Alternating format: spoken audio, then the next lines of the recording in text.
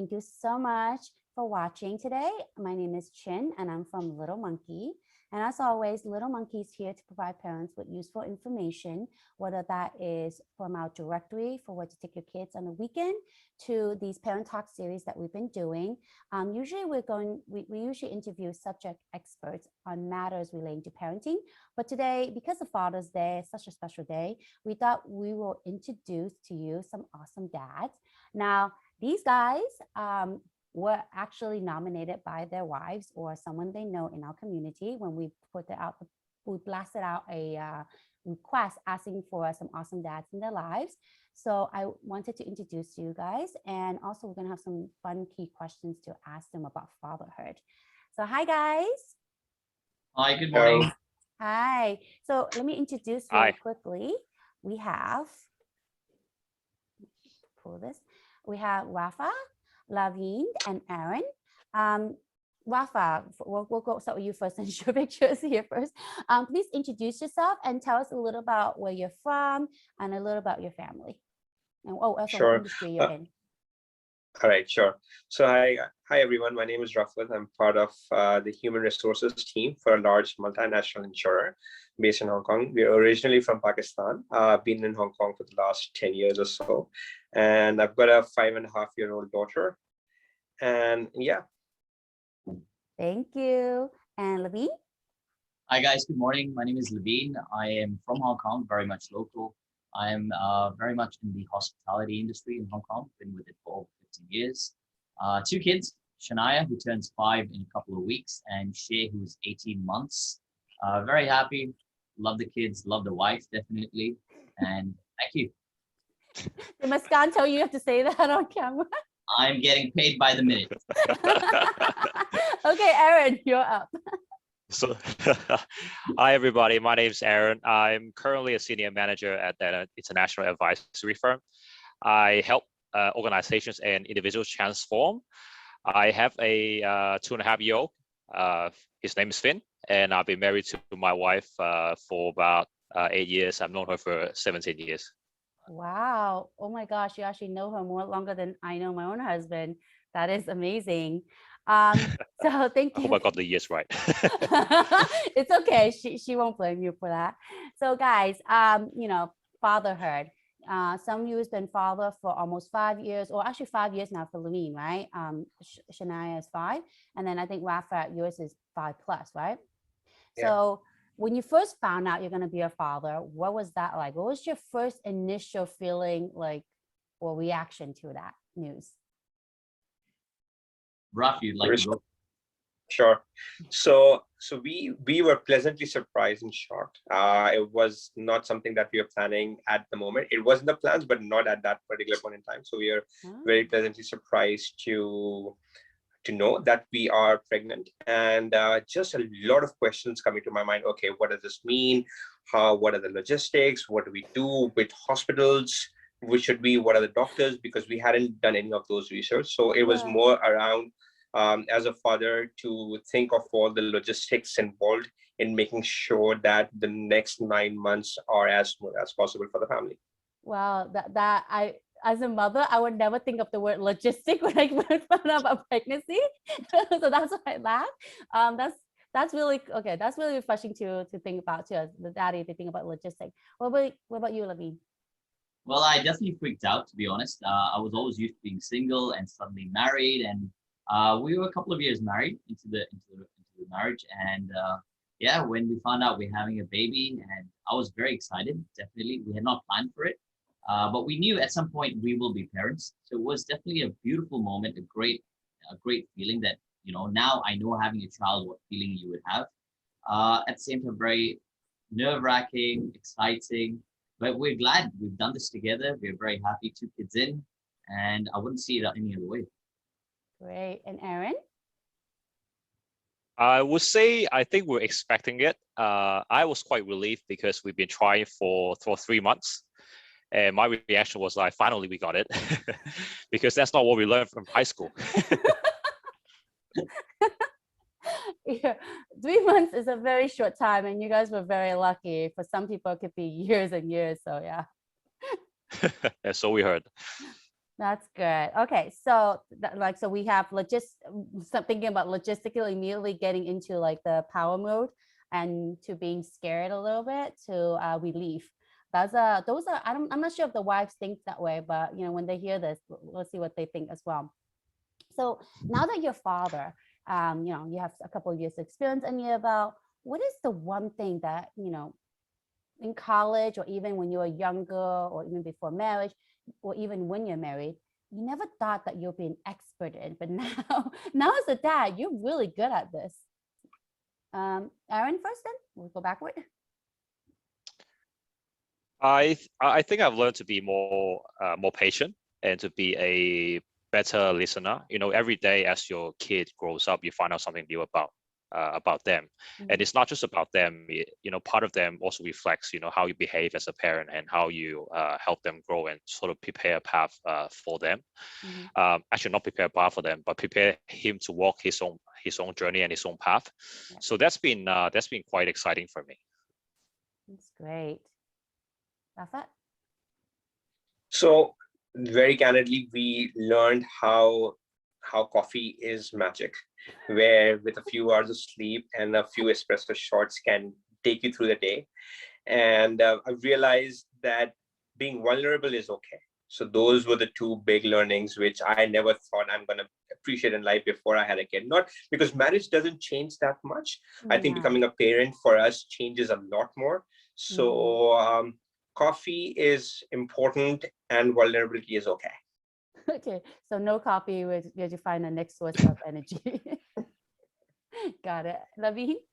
So from my side, actually, because we've so tuned into our day-to-day living and with the marriage, we had a schedule all sorted out. But when having a child, you got to change everything in a way around them as well. You still don't give up on what you enjoy, what you like to do. And we love hanging out. We love meeting friends, going for drinks, partying. This is the business we are in.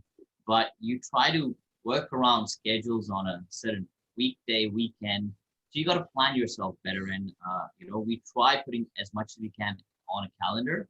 Things work out majority of the times, but I think this has really taught us how to have a better time slot arrangements in these things. Yeah. Because otherwise, it's impossible. So thank you to the calendars for sure. Yeah, time management is something very key when you have children because for them, time is nothing. And so they just decide, especially when you're about to go out the door, that's when they decide, I'm just going to throw a tantrum and I'm just going to do this, just to, throw yourself off schedule and everything. So you always have to plan in advance. So I feel like sometimes my husband and I spoke about it. We feel like having a child is very strategic. We have to plan our days strategically because how would she react?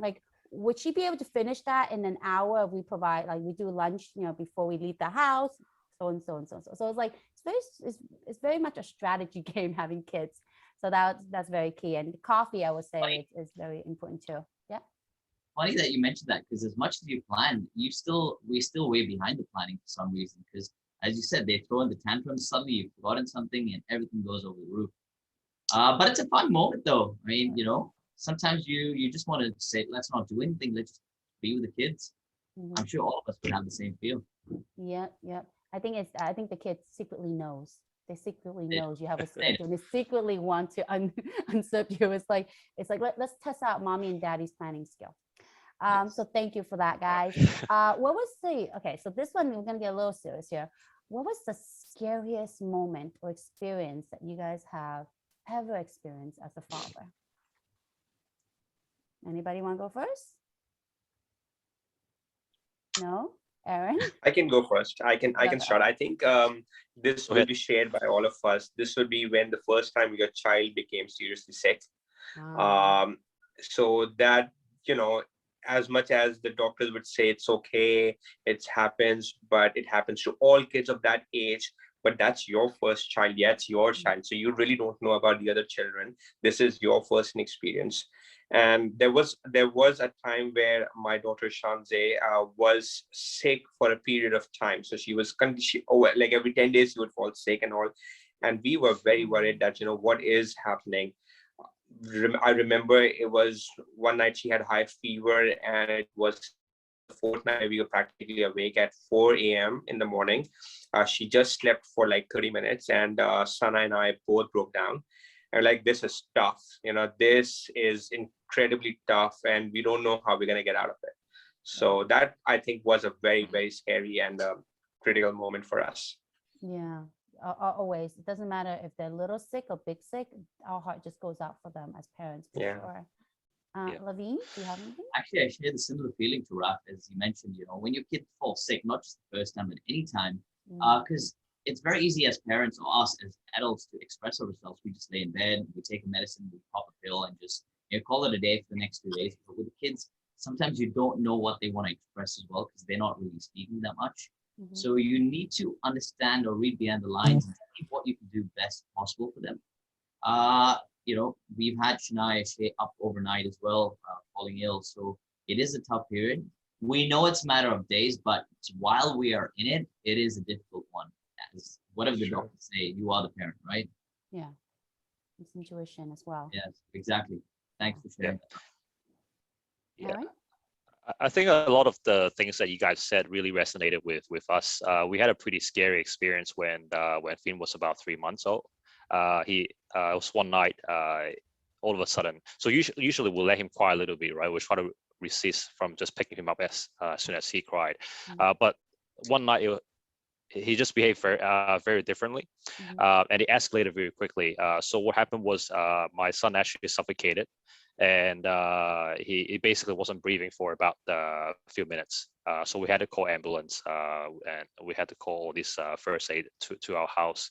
And that was the longest 5 minutes in my life, because as I was patting his back, he wasn't responding. He was looking past me, and then he's basically he wasn't moving his limbs, and he was turning purple and then turning blue. And so my wife and I was just screaming in our house. We went out to the corridors asking for help. So, that made me realize how hard parenthood actually is. And sometimes when your children get sick, you really wish that the sick person is you instead of them. But like you guys said, right, they're so young and they're not able to express themselves, especially when they're 3 months old. But yeah. Scariest moment in my life. So wait, you say he suffocated. What was he suffocating on? Like, was there an object in? Did he put something in his mouth? Oh, he can't at 3 months, right? He can't move.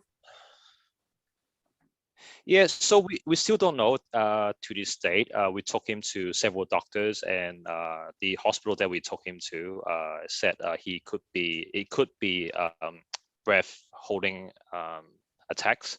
So, which basically means that for some children, they basically cry to a point that they don't know how they forget to breathe, right? And then after several minutes, they'll come back. But usually this is a recurring thing, and it happens. Usually you have episodes, several times a day or several times a week, and then we monitor him for about a year. We never had another episode. Touch wood. So we suspect that it could be the vitamin D drop that they gave him that day, or it could be related to the fact that he was in a converted car seat for slightly longer than usual that day. So but yeah, anyway, scary experience. It's scary, but it's definitely useful for parents to know. So in this situation, what to do. So immediately call the ambulance. I'm surprised you and Candy. No, we did call the ambulance, and they came within 5 minutes. Oh, that's amazing. That's great. Yeah, that's great that they came. And I don't know about you and Candy, but I don't know if I could sleep. If they told me that, I don't know if I can sleep for a whole year after. I would have been up 24-hour monitoring him. We didn't get much sleep after.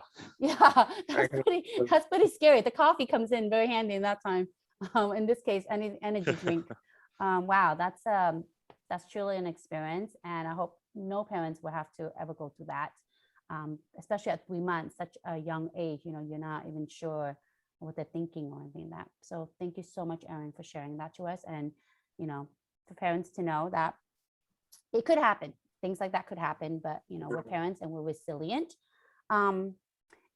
Just to backtrack on that a little bit, Erin, what did you think at the time about your wife? Like, you two pulled this through together. Do you think that made your relationship more stronger? And I know this is like throwing it at putting you on the spot, but going through something that is very unique.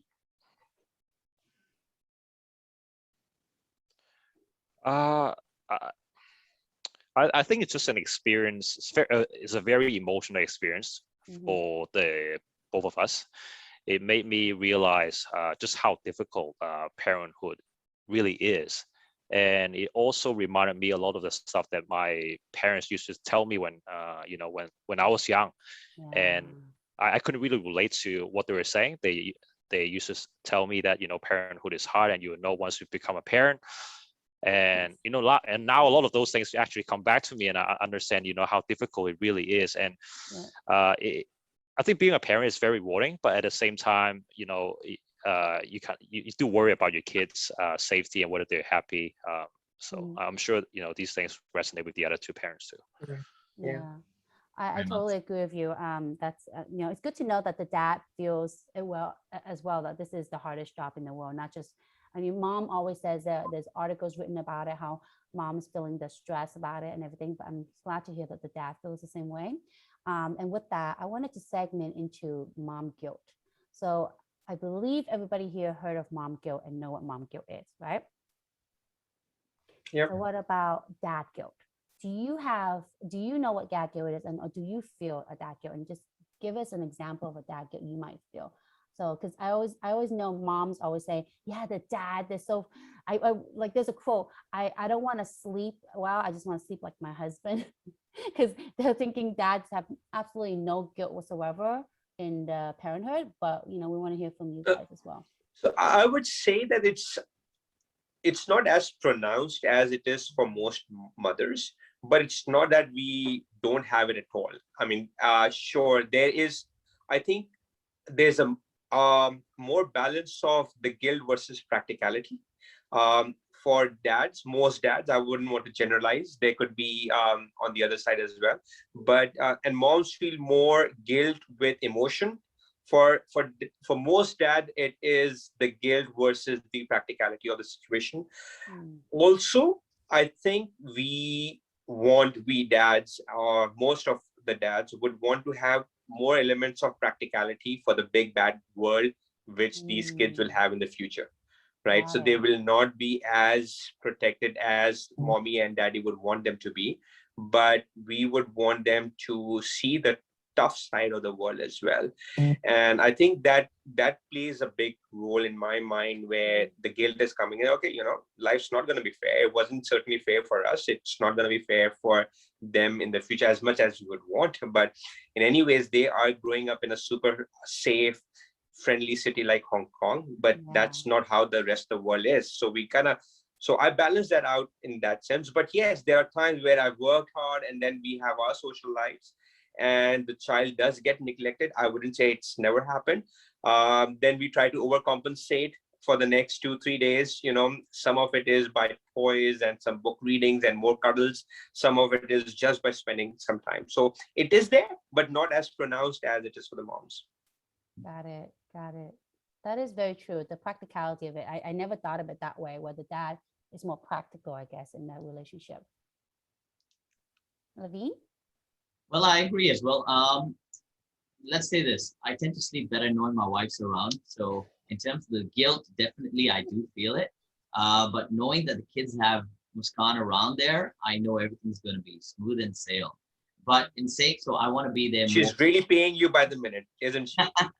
No, let me say, I know I got more Muskan around as well. And for the kids, we tend to be busy day in, day out for weekdays, weekends with the work I'm in. So whenever I get a chance, I want to be around with them. So that's my self-guilt as well. So in the mornings, whenever I try waking up slightly early in the mornings to spend some time with them, I wait for them to run into the room and just to wake me up as well. So whenever I get the opportunity, I guess, right? Yeah. Good. All right. Yep. I think for me, I try to be that father that I wish I had when I was young. When I was growing up, my father wasn't around much, and he was always busy making money for the family. So really try to be there for my son as much as I can, before work or after work, and over the weekends. And I think I do agree. I think our generation and even the next generation is very fortunate in the environment that we're growing in. My son is watching Lion King when he's like 2.5. I watched Lion King when I was 20-year old. Okay. And they can have everything in the world that they want, iPads, smartphones, you name it, right? But I think one of the challenges that we as a dad or as parent, both the mom and the dad, we need to deal with is really technology. And so the early exposure that children currently have to a lot of these online contents, and how do we actually guide them through it? Yeah, I think that's very a key topic that we want to address too in later sessions with some expert that we're looking at too. So thank you for that. So thank you guys for that. Like, I just wanted to ask you, I have a question here that I think is very key. What maybe 2 or 3 advice or tips you would give to new dads, or maybe advice to give back to yourself, your younger self, before you had kids? Anyone go first? To new dads, it would be, it's okay to be vulnerable. I think I was completely against the notion of being vulnerable and being okay with it before I became a parent. But now I see vulnerability as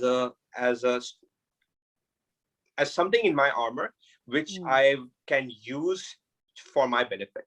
So being vulnerable makes me more cautious, makes me more sensitive, makes me more guarded, makes me more aware. And that's all that has come when I became a father. I would think maybe it's because I became a father for a daughter, but my thoughts are maybe if I had a son as well, it would have been the same. So being vulnerable is totally okay. You don't have to stick up to the perceived notions of manning up for the sake of manning up. Being vulnerable is okay. That's what I'll tell any future father. Oh, okay, great. And Naveen? Well, I'd say so. Making mistakes is fine. We all have gone there. We also have our parents with us, and we tend to expect more from them every now and again. But now that we ourselves are parents too, we know we will make similar mistakes, or we know we may not be there at the right time to understand what's going on as well. So we do have to put our guard down. For Shania, for Shay's still growing up. He's still quite young, but with Shania, she tends to understand what's going on around her right now, and she's she's quite on top of things. So you got to just watch the way you talk to her, watch the way you speak to her about certain things, because especially when Muskan and I speak and she picks up on those words, you just got to be a little bit more cautious when we do so. So yeah, we do make mistakes and we learn from them, but as a family, we grow together. And, that's the whole point of it. Yeah, that's very true. You do grow together, because everybody doesn't start becoming a parent with a bag full of like tricks and what is it called? Experience, I would say. Okay, Aaron? Yeah, completely agree with what Rafael Lafine just said, showing vulnerabilities and, encouraging mistakes. I think instead of trying to be that perfect parent, just try to aim for a better parent each day. And I think that the other thing that I will mention is I think parenting is really a team sport. It's not just about a dad. It's not just about a mom. It's how you guys come together as a couple, and how you can provide a safe environment to nurture your kid. I've come across dads, moms that are pretty hands off when it comes to parenting, and I think for the benefit of the children, you really need to come together and talk about the values that you want to instill for your children. Yeah, that's very key too as well. Yeah. Because we are the best role model for our kids now, especially in front of them every single day. Excuse me. So I wanted to, because the whole entire interview here is about awesome dads. What do you guys think make you an awesome dad? Maybe give me 2 words or 2 sentences. Just top of your head right now. Rafa? Naveen? So, being understanding. Being understanding, okay. Rafa? Yeah.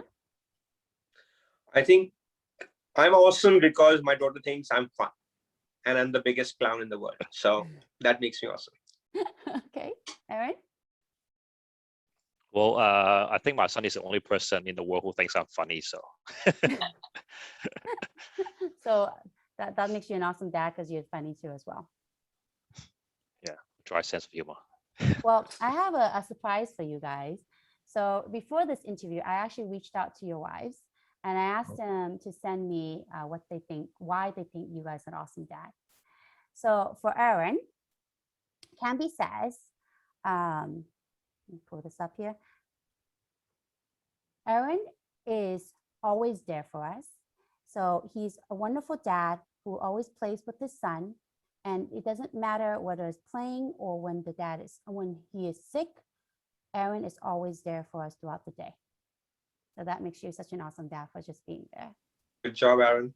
Well done. And Thank you. Laveen, Muskan, this one's a little bit longer. Being a dad can sometimes be harder than a mother, as the natural instinct and intuitiveness towards your child's needs don't come as easily for a dad. They have to work extra hard towards building a bond while keeping the balance at work. Laveen understands this need while having limited time with the kids. So his motto, to keep things as simple and fun as possible for the kids, is what I love. His knack for knowing just how to get them to giggle or have an active physical play or take the kids for their favorite activity, like swimming, even after a tiring day, it's what warms my heart. The kids have such a relentless, loving father, and we totally love him for it. Wow. Oh, Laveen. I know.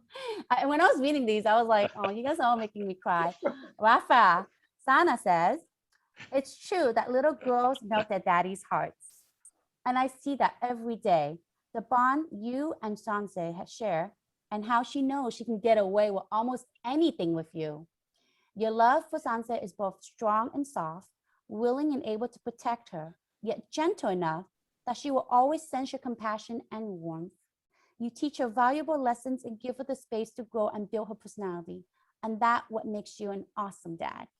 Thank you for being my partner in this amazing journey of parenthood and an amazing dad to Sanse. Your girls are super proud of you. Awesome. Does that make you cry? Because I was reading this and I was like, Right? oh man. That's good feedback. Very Good good. feedback. You guys are all on the right track. Good job. Good job. So yeah, guys, thank you so much today for this. I think it's awesome that we get to, just ask you a couple of questions and just see a different insight. I'd love to do this with you guys in the future as well. In a future session, we can delve more into harder topics or more serious topics about raising versus, let's say, raising a girl versus raising a boy, society's expectation on our kids. But unfortunately today our time is up, our 30 minutes is up. So I hope this is a great Father's Day gift for you.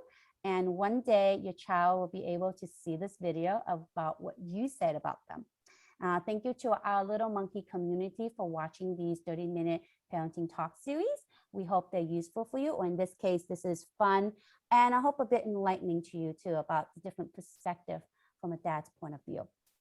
Thank you so much, and we hope the next session, just so the audience know, and you guys as well, if you guys want to listen in, we're going to be talking with a specialist or an expert from the CDC, the Children Development Center, about how the pandemic has affected our children's growth and development.